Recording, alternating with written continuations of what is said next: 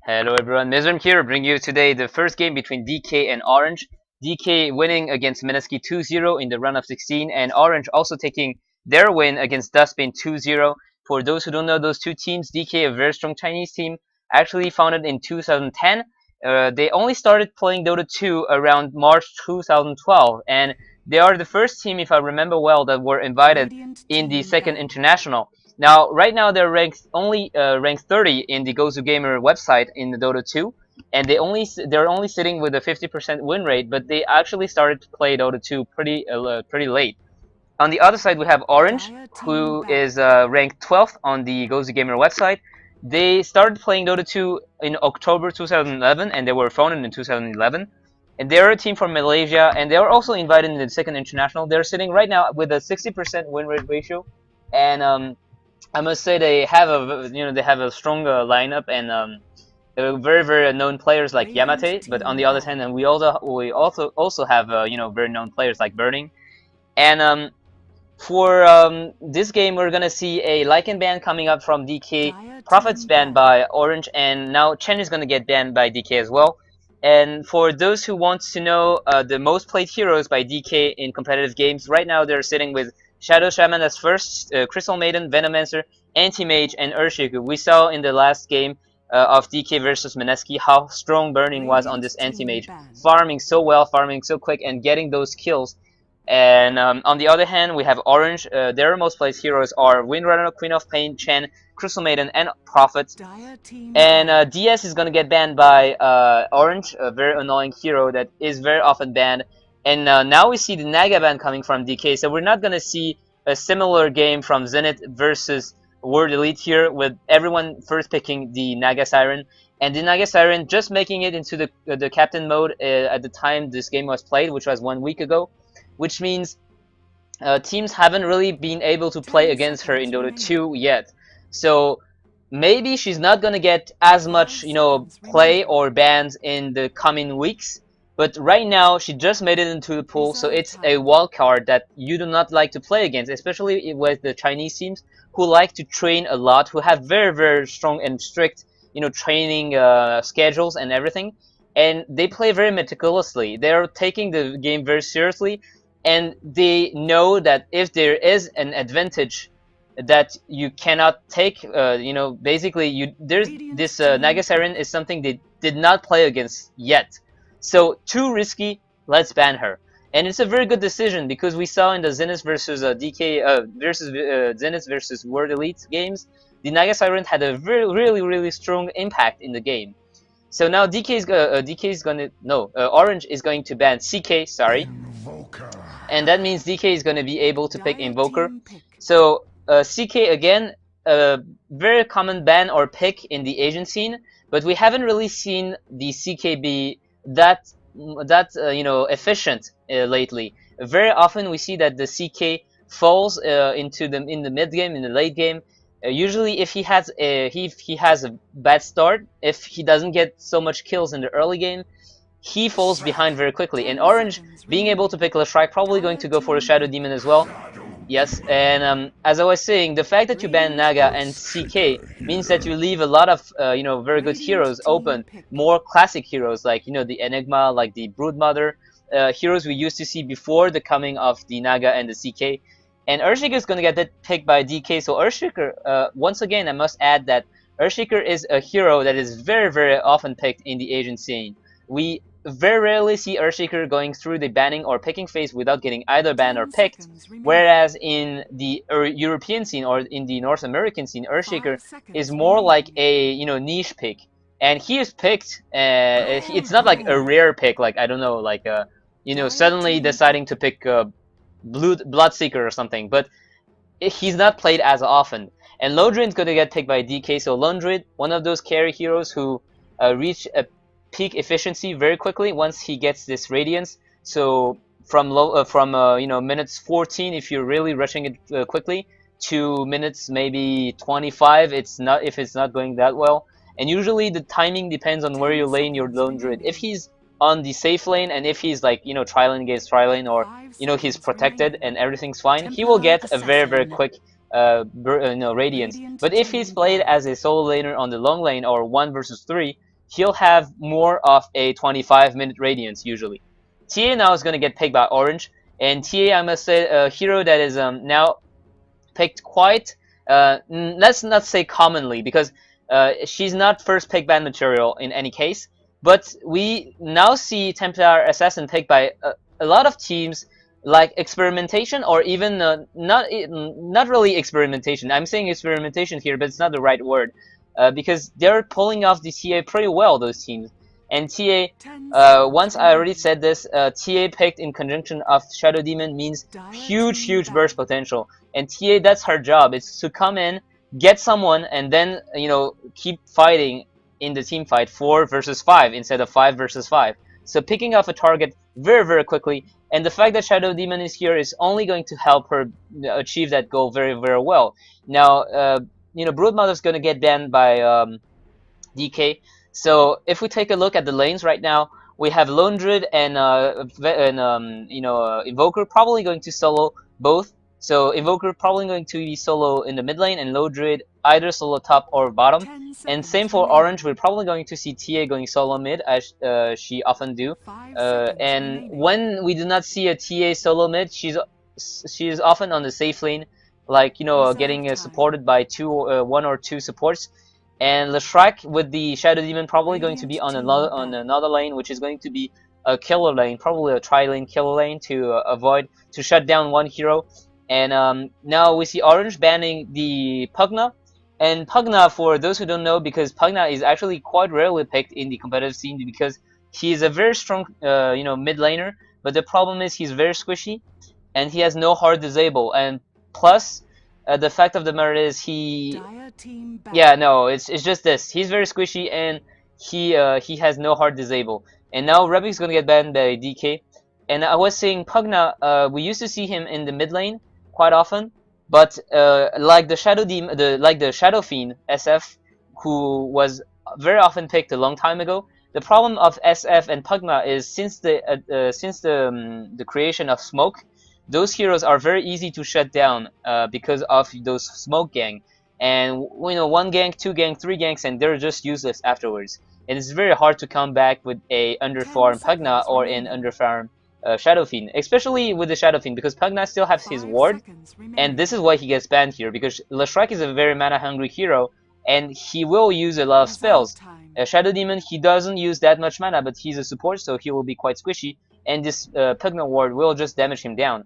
And what does the Pugna ward do? Basically, it's a ward you put down, and if ever an enemy casts a spell in the area of the ward, they will get zapped and dealt damage to, depending on how much mana they use. So for Leshrac, for example, fighting under the Pugna ward is suicide. So that is why Orange decided to ban the Pugna. And it's more like a safety ban, in my opinion, because right now they already have a strong mid laner. And although you could see a Invoker solo on the bot lane, or you could also see a aggressive tri-lane with the Pugna, we're gonna see the Venomancer picked by DK, and Winner is gonna get banned by Orange. So I'm quite surprised about the Windrunner ban, because Windrunner is a very strong, versatile hero, but usually you pick her to get a solo laner because she's really strong when she gets the levels. And right now we see both the Lone Druid and the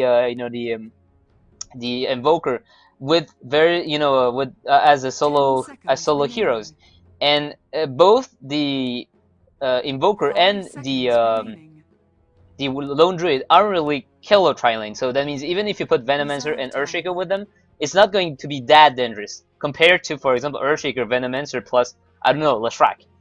And that means Windrunner is going to get banned, which is quite surprising to me.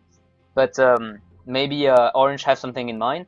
And right now, if we see TA against the Invoker mid, normally Invoker will have the upper hand. Sand King now picked by Orange, so probably going to be the trilo killing, which is Sand King, Leshrac, and Shadow Demon Disruption into the Burr Strike into the Splitters. It's a guaranteed kill almost on anyone at level 1, or even before the the laning phase is over. This combo will kill anyone, and that means we also will see normally a solo hero coming from Orange. 10 seconds So remaining. they banned the Winter themselves, so they will not be able to pick it. The 5 Broodmother got seconds banned by remaining. DK, so it will not be the Broodmother either. And that leaves Reserve time. Darkshell also banned, so maybe it's gonna be the Enigma. With the half of conversions, we see Enigma solo laning quite often. And DK on their side, they might go for a carry, because we sometimes saw a carry plus a lone druid picked in the same team, as someone would be sitting on a tri lane and farming very safely, and on the other hand we have the lone druid more as a solo laner. No, so it's gonna be ancient apparition, so not gonna be a Dire carry, team pick. and that means it's gonna be also a killer tri lane coming from DK side. So Orange have this Disruption, Burst Strike, Splitters combo, and DK have this Fisher Gale into Cold Feet combo as well. So both team have a very strong level 1, combo, and that means if we see a tri-lane versus tri-lane, it's going to be 10 a seconds very action remaining. packed, because Earthshaker has the advantage of being able to 5 initiate from a seconds very long remaining. range, because the Fisher has more than 1k range, if I remember well. But Reserve on the time. other hand, the problem is Venomancer Gale. Also, Enigma is gonna get picked by Orange, so I will be surprised if he goes jungle, and if it's not going to be a killer tri lane. And probably the thing is we're gonna have the Enigma solo lane with the tri lane and a solo mid lane, and on the other hand, it's gonna be the same thing. And I was saying the advantage for DK is they have a long range initiation in the form of the Earthshaker, and the Gale plus the Fisher is our AOE damage.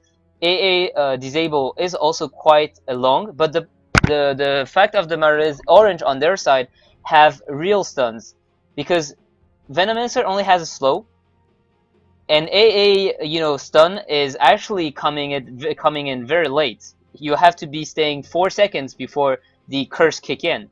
Whereas 10 seconds Orange, they have a remaining. disruption that really takes away the enemy hero for 2.5 seconds. 5 seconds The remaining. Sand King has an AoE stun, and the Leshrac also have an AoE stun. So we're gonna have to be careful about the placement here. And to introduce a player, Long DD is gonna be playing the Venomancer, RTK on the Ancient Aberration, Super on the Invoker Burning on the Lone Druid, and Zippo is Prepare gonna for play the battle. Earthshaker. Mushi is gonna be playing TA, and we're gonna have Yamate on the Leshrac, Lewinter with the graphic bug again, so headless, Senking, and without any stinger, without any legs. X is going to be playing Enigma, and we already have Ice walking down with Shadow Demon. Not to be confused with Icy, which is playing for World Elite, and Ice Ice Ice, who is playing for Zenith. So Orange player is only Ice, and he's not, Ice Ice Ice. He's not Icy. It's 3 different players.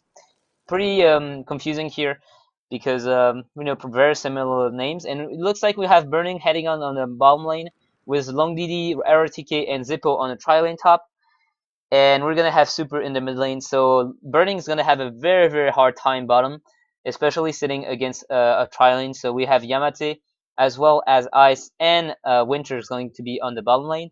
I'm wondering what X is doing right now. He's probably helping them to scout in the jungle.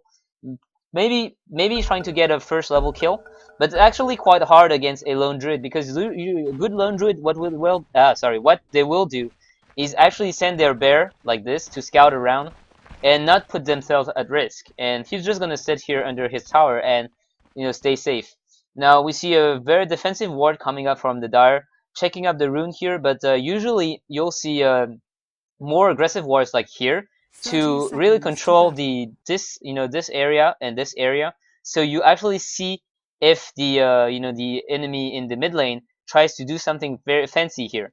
And we're probably not going to see a ward there, like like we saw in some games in Zenith versus World Elite, for example, because there's no dedicated jungler in the Radiant side, so there's no need to block those jungle camps. And instead, we're gonna have a ward put down here to block this spawn of The creeps, battle which begins. is going to be which is going to prevent the lone druid from pulling these creeps. Now we see illusion rune picked up by lone druid. Oh, so probably he destroyed the illusion rune. And Ice Winter hiding here, looking for a kill, but the Spirit Bear, yeah, he'll go ahead and see the Shadow Demon. And we're gonna have to take a close look at both those top lane and bottom lane, because those are where the kills are probably going to happen. Enigma now already denying one creep and scouting it here with the help of his little summons. Long DD taking a little bit of damage, but they're gonna use the slow, and right now Burning also in a bit of trouble. You see that he's only trying to leech as much experience as possible. Disruption's gonna land, and Yamate is gonna follow with his perfect splitters. And Winter now is landing his own burst strike. The illusion with the right clicks is just what is needed to bring down Lone Druid. On the other hand, we have X hiding behind his tower, and Zippo is actually looking to get in, and he's gonna go and chase X. There's no escape route. He is using his Tango to run away, but they're gonna eventually catch up to him, and yep, this poor X is going to die very, very quickly. And he can't even like stun the enemy, stun someone. He leveled the demonic conversion. But right now, RTK, Zippo, and Long DD, they're gonna take a bit of tower damage when they're running away. So 3 hits, 4 hits, 5 hits, and right now we see Burning also, you know, playing very defensively, but he's gonna get stunned by Winter, and he's running away for dear life away from his tower. Oh, Yamate actually wastes the stuns here, and Ice is taking a lot of damage, disrupting himself to avoid going down. Yamate also taking a lot of damage, so actually a failed tower dive here. Yamate using the stun too early, and Super actually trading blow for blow with Templar Assassin, but the TA right now she's getting the upper hand in this exchange. So right now we see X also abandoning the top lane and just going, screw that, I'm going into the jungle. And it's quite a good decision, because you know you can't do anything, so as well take some experience here and let the enemy free farm like they would do anyway. And that means RTK is going to be quickly getting the level 6. And with this level 6 is going to be is going to come his ultimate as well, global ulti. So give him a bit more presence. Long DD in the mid lane, maybe looking for a gank on Mushy, but Mushy being very careful. He does not have a meld, so he'll not be able to meld away. Oh, actually Venomancer has Sentry Ward in his inventory, so even if he melds away, they will be able to see it. And he's gonna put down the Sentry Ward. So for 3 minutes, she won't be able to do anything fancy with the meld. Except for, you know, doing some burst damage. Orange X is actually sitting here. Oh, he's just waiting for the creeps to spawn again. And Burning now with the help of Zippo. Zippo is actually behind Burning, and they might look for something. Now he gets disrupted. He gets cursed. Burning taking a lot of damage. They have to land this Earthshaker, landing the Fisher way too late. Yamate having the time to land the stun, and that was again enough to bring down the Lone Druid. And now Burning sitting with 2 deaths already. He only has 1 creep kill, and it's looking very bad for him. On the other hand, Enigma, he has the advantage of being able to go in the jungle and just say, you know, screw that, I can farm just as well as in the jungle. Burning, if he goes into the jungle, he can farm as well, but he will be very slow. And now Burning has no bear for 50 seconds, but we have Long DD and Zippo coming on the bottom lane. And that also means that X is going to see this, and he's going to go top lane again, because he knows that the tri-lane actually is rotated bottom. And as I said, the problem with this tri-lane bottom is they do not have a strong killing potential for the DK side. Zippo, as well as Long DD, will not be able to do much with the help of Burning. And now Burning again getting dived, but no, Disruption actually going to save the Zippo here, and the stun also not landing. And Zippo, are you going to be able to run away? Oh, Sunstrike landing, and Yamate now is in a lot of trouble. He's gonna go down to Burning, and Burning, this is gold he needs. Our very good Gales hitting on 2. And that means Ice is going to be in trouble as well. Burning, he has to be careful Senking. If he burst strike, he's going to get blocked by his own creeps, and that is a very dead Burning. And Winter now blocked inside by a Plague Ward plus a creep, and that means Sand King is going to go down as well. Very bad luck for Burning, you know, actually trying to get a last hit and then getting blocked by the creeps. So this actually happens quite a lot, and it's very, very annoying when you are playing. And now RTK is going to be sitting level 5 against a level 5 Enigma, so Enigma not doing so bad at all. And Super now, he's not going for a bubble apparently. Nope, he's not. So he's actually not getting the upper hand in the mid lane. We see a TA sitting at 24 for 26 for 7 now, and Invoker only has 17 for 4. So no, Invoker actually taking the breadth end of the stick here, and if we take a look at the farm, DK is actually behind in this. The kill count is pretty even, but if you take a look at experience, it's also pretty even. And what about the goal graph? So goal graph is more in the advantage of the Dire, but I'm surprised that the experience graph is not going much more in the advantage of the Dire as well, because now we're going to see a smoke gang coming in the middle, and Super is being careful. He's under his tower right now, but he has no level 1 Wex, so this is no invisibility if he needs it. And as soon as they're going to see Super walking away and going in, he's being very careful. He knows something is amiss, and he's going to send his Force Spirit to scout instead of going himself. It's Zippo who is going to be able to take the haste rune, and now they're going to go on Super. He's going to get slowed. Now Disruptor coming down, Curse coming down, and he's going to get stunned here. And with the help of the right click from TA, he's going to go down. The long DD here landing the Gale, and now dealing a lot of damage. Very good stun by Zippo, now blocking everyone in. And oh, long DD, this is a perfect Plague Ward blocking the enemy inside. And long DD even surviving the Mushi's attacks. And oh, Winter, very good play also. Burst striking away across the chasm here. And I must say here, enormous fissure by by Earthshaker, but even better Plague Ward by Long DD, blocking the little narrow path that allows them to escape. And Long DD even escaping with his life here. So trading 1 for 1 and wasting a lot of time for the TA and the Sand King, who have to run back to the fountain, and that is a lot of time for of lost farm. I'm not sure it was worth it in the end. So RTK now, he has the ultimate. We'll have to take a look at those big giant ice ball flying around the map. And Super now sitting level 6, and he has very few items. I must say, I'm surprised. Now items coming down for ES. He has this wand. And what about Burning? Burning, he now sitting in bear forms to avoid going down too easily. But that also means he's in melee form. So if he wants to get those last hits, he'll have to go in melee range. The Venomancer ward scouting a bit what's happening, making sure that no one's running into the jungle. And he's taking a bit of experience here, leeching here, and we're gonna see RTK actually getting dived top lane. Dived, I mean just ganked. He's not getting get dived, and no way he can escape this. You see how long it takes for Enigma to get actually frozen. So no way he could escape TA here. TA now with phase boots as well a bottle. It's 100 damage per strike, and with the help of refraction, it's going to be 180 damage per strike at level 8 into the game, 8 minutes in. And Disruption is going to land on the Earthshaker. Now he's going to get comboed down. One stun, 2 stun, and is he going to stay alive? Nope. But in the meantime, Sand King taking a lot of damage, and Yamate getting entangled again. So 2 entangles coming up from Burning, and now Long DD in a lot of trouble. But is going to ulti is going to land. And now Ice in a lot of trouble. Ice, be careful. Long DD is gonna right click to death. Oh, this lightning coming up from Yamate. Very good lightning, and one right click going to be sealing the fate of the poor Venomancer. It's a pity the A ulti didn't land on Yamate. He would be dead also.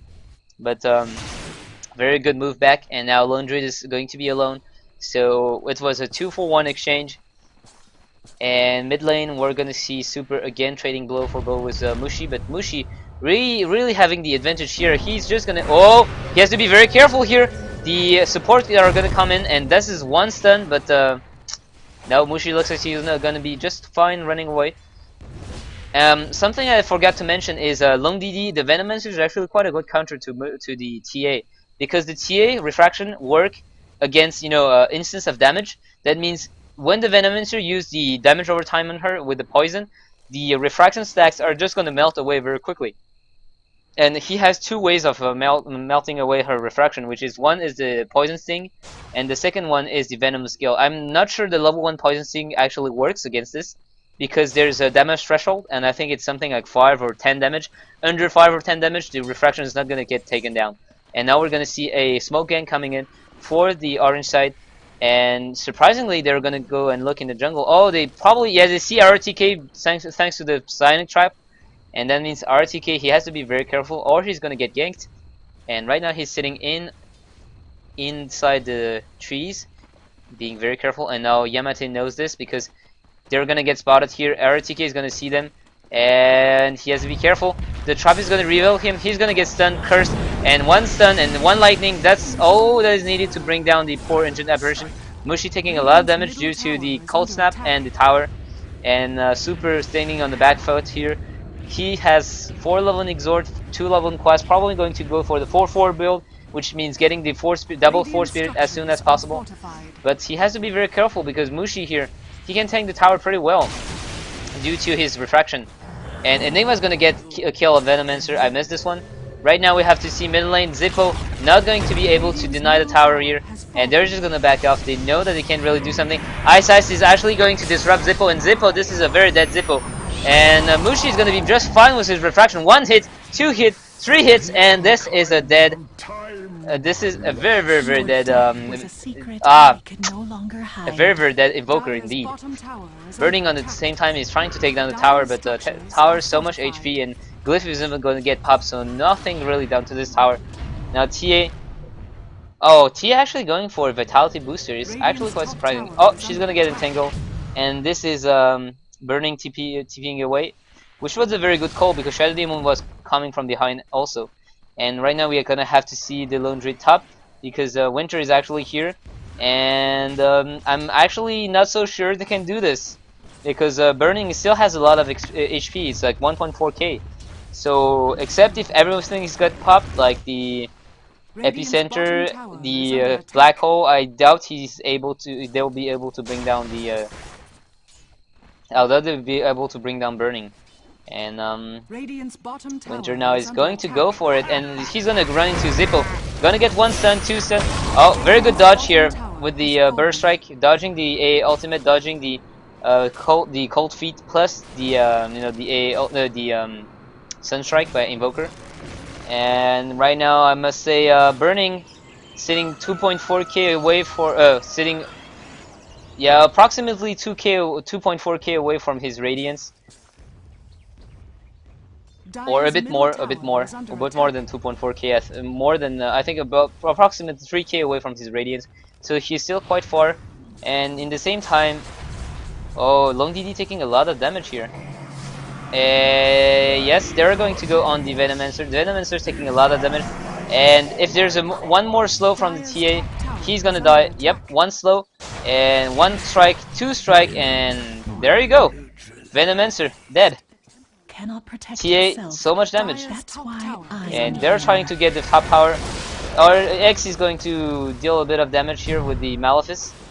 And RTK going for this. Oh, Winter's looking for a stun. He's gonna go for Burning. And the second stun is gonna land on Burning. The A ultimate is gonna fly but not land on anyone. And Mushi actually taking a kill on the Ancient Apparition meanwhile. With the Lone Druid also dying to the Lothrak. So checking if anyone is hiding here, but nope. And I'm surprised Mushi actually decided to go for Vanguard. With the advantage that he currently has, I was more in the idea that he would go for a very fast Blink Dagger. But doesn't seem like it. He's going to go for a safe route, which is the Vanguard. And Vanguard actually prevents some creep hits from taking away your refraction. At least it was the case in Dota 1.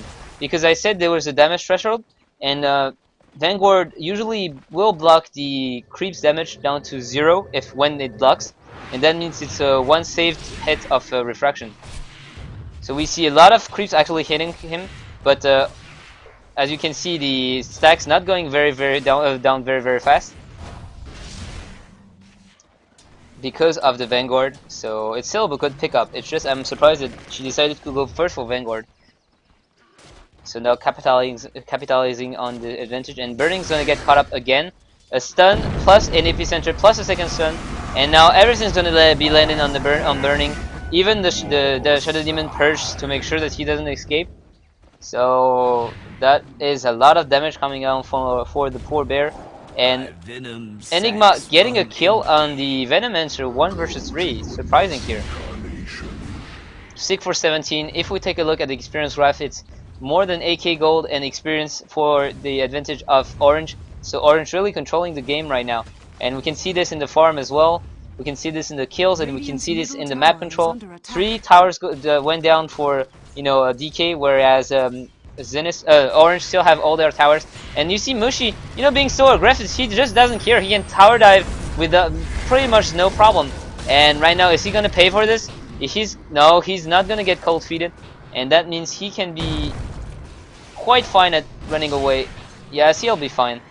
The Radiant set is not going to chase him, but you saw just how confident he is. He chased down Zippo so far away and down the lane.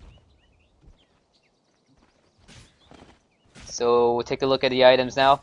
We have Long DD with nothing but boots and Magic Wand. Zippo doesn't even have boots. Lone Druid, boots, Magic Wand, and how much gold? 2.3k, so nothing new since the last time.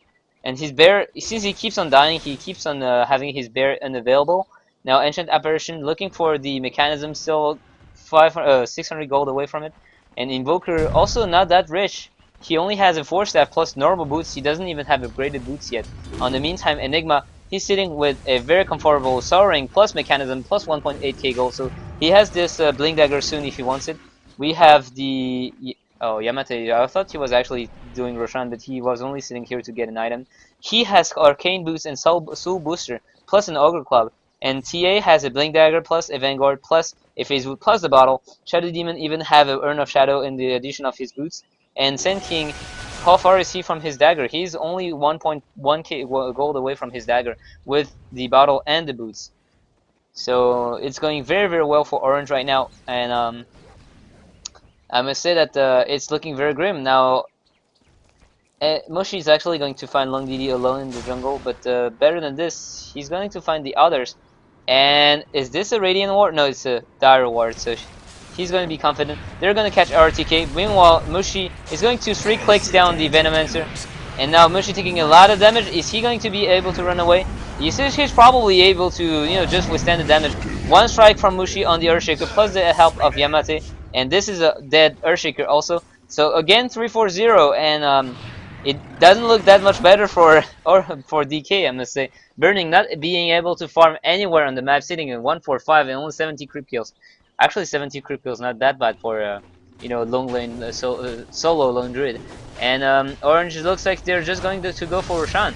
Winter taking a lot of damage from Roshan, but Mushi is just going to come in and use this refraction stacks to tank down the Roshan. And for those who don't know, refraction, it lasts 17 seconds for 17-second cooldown, so you can actually prepare the refraction long ago, go in when there's only like 5 seconds left on the cooldown, and be able to chain 2 refraction. That means actually something like 12 instant of reduction of invulnerability. Sorry about this. And we see Orange running around. Is there a smoke? Nope, there's not. So right now, just sitting down and farming up, widening the gap, and let's see. Yeah, the gold graph the experience graph keep on going down, and same as the ghost graph now, hitting more than 10k. And the items doesn't look that much better for. Yeah, RTK still doesn't have his mechanism. He keeps on dying, and now Lashraik has the Aegis of the Immortal, so he can be going Rainbow style. And use his nukes, damage everyone with his AoEs, and still be able to come back alive. Orange biding their time, you know, pushing down 1 tower at a time, and even backing off, not going under the tower to you know, get potentially killed. A is gonna send the ultimate bottom to defend, and he's going to be able to do just so. On the meantime, though, Yamate is actually sieging the top tower, and we only have Yamate with the arcane boots, so this is not a whole lot of mana coming down for them. Enigma also has his dagger, and what do we have here? The strike finishes Bloodstone. Mushi now 2.5k gold. A Zippo still running around with pretty much nothing. Lone Druid can buy his Sacred Relic, but he's quite scared of sending anyone here, so he's going to be using his bear to do so. And now the bear has Sacred Relic, but it's still very far away from his Radiance, and now we're going to see someone getting caught up here. RTK is going to get caught up, and 1 stun going from the Earthshaker. Now 1 very good stun from Winter, taking 2.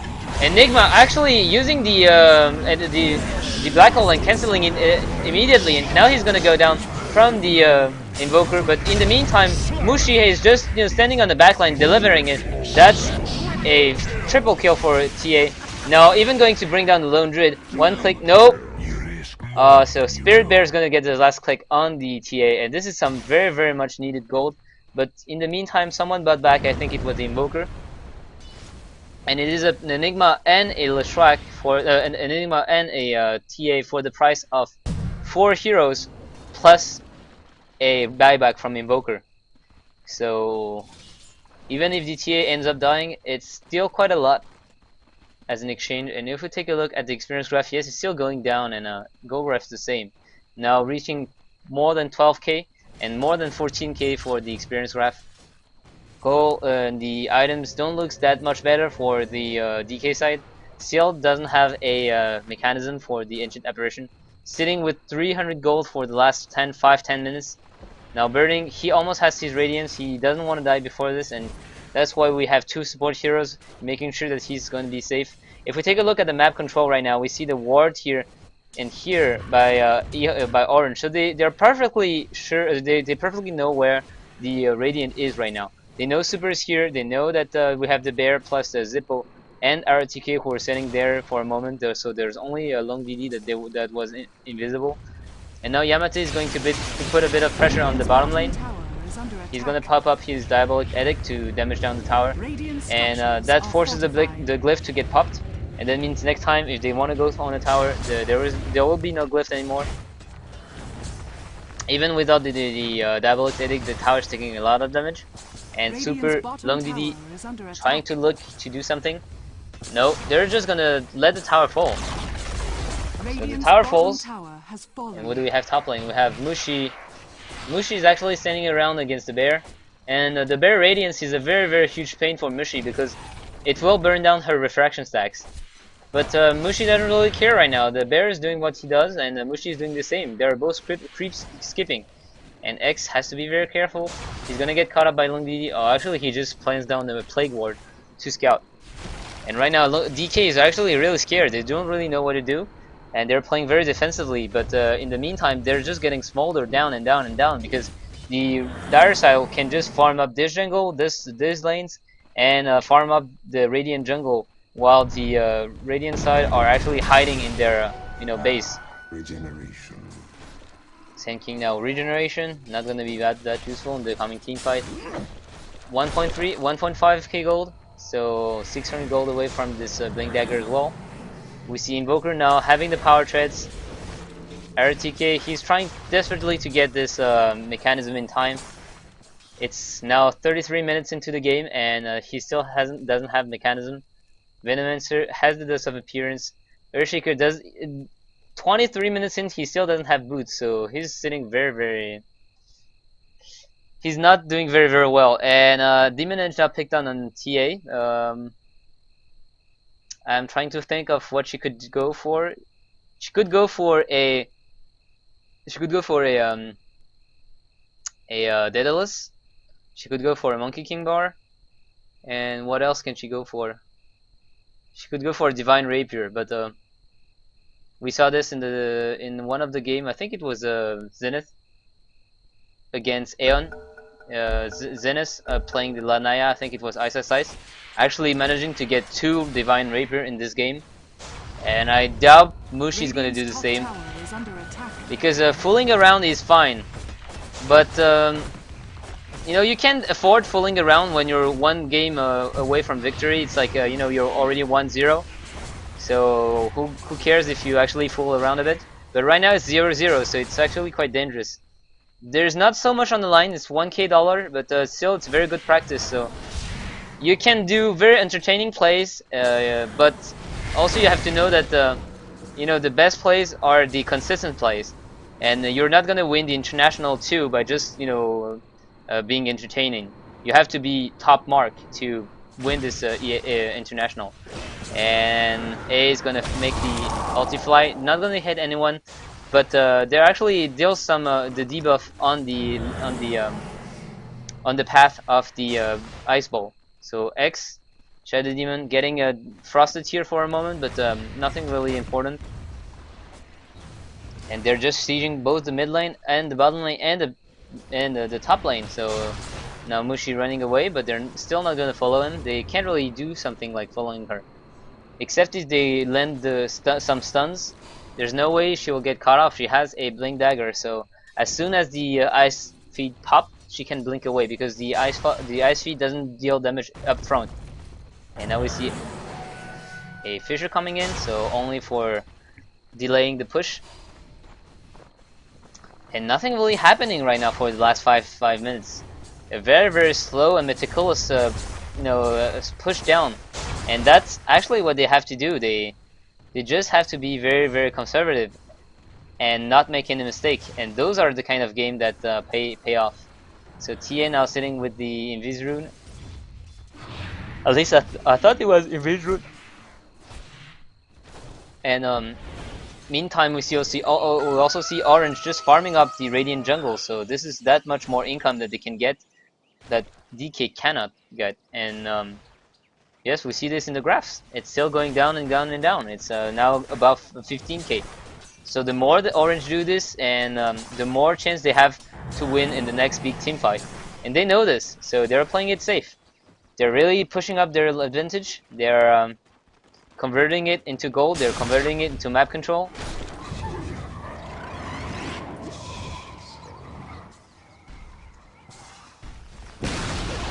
Now A denying a tower. Mushi doesn't really know what to do, and they're probably going to look for this mid lane tower now.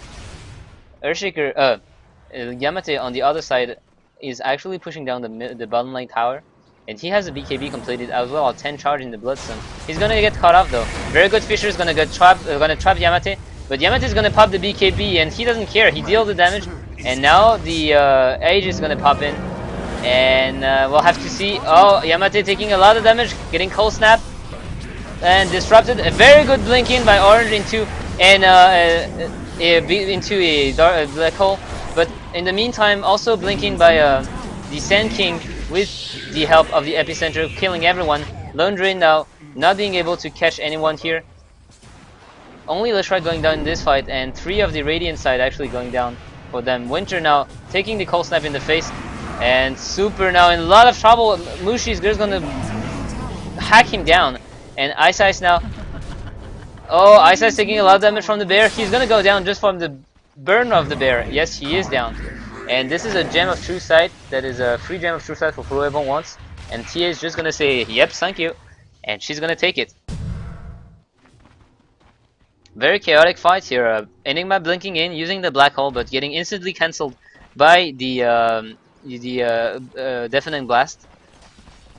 And Yamate, you're being very cocky here. He's gonna get chased down by the bear, and as soon as he gets one entangle, maybe he's trying to kill the bear. I'm actually surprised Lone Druid didn't follow. He was maybe concerned about ganks from the Sand King and the Enigma who weren't on the map. So TA now going for Daedalus. So here comes the damage. What about the Enigma? Enigma now going for a BKB as well. Shadow Demon getting the eye back, the Gem of True Sight back, and Sand King now also with his Blink Dagger, and they're gonna look for the second Roshan here. There's very little the Radiant can do because they have warded the entire map here and here, so they will know if the Radiant try to contest this. And furthermore, just see how quickly the Roshan goes down. So she's gonna be dead in no time, and TA is just gonna pick up the Aegis. Has fallen to the dire. This time not giving it to Leshrac. And on the other side, Venomancer Dust and Power Tread. Earthshaker finally gets his boots. Lone Druid now 1k gold plus his Radiance. Leshrac coming in for a little bit of harassment. Ancient Apparition Mechanism plus Arcane Boots.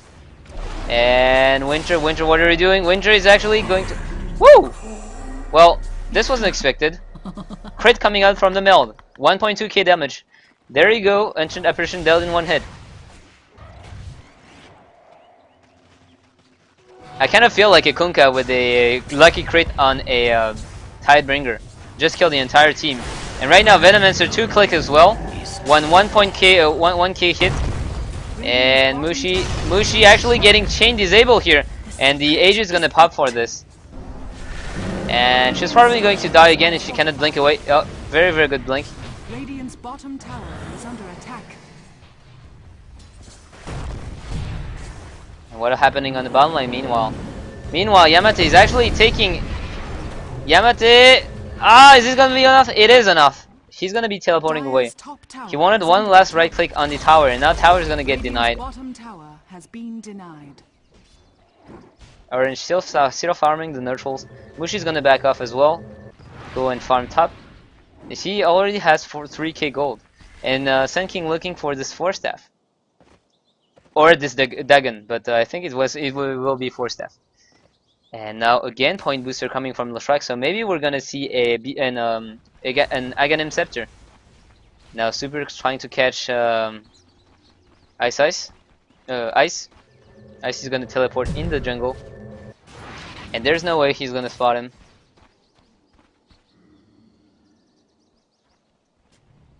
He's sitting on the high ground, looking for prey. And right now, if A comes in, he's going to go down. 1 strike, 2 strike, and that is all. 1 crit was way enough to kill him. And now the Radiance Bear is gonna come in, disabling everything he can. He's not going to be able to use the Blink Dagger. He's not going to be able to get out of this mini stuns from the Cold Snap. And Venomancer is gonna go down as well. Oh, Enigma landing a very good black hole on 2 and actually 3. Super walked into it, and Yamate plus Sun King coming in with ultimates, and this is a total team wipe. So only 2. The Invoker bought back again, and Ancient Apparition already alive, so only 2 here to actually do something against them. I doubt they can. Super has to be careful. Triple Blink Dagger, and he's dead. GG is called by Long DD, and X is gonna answer with his own GG. And this is game over. So I hope you enjoyed the game. We definitely get to see some very strong Templar Assassins play. And Burning, we saw that he could not farm as well as when he was in with his anti-mage with the help of Lich. So thank you for watching, guys, and I hope to see you guys in the second game. Bye.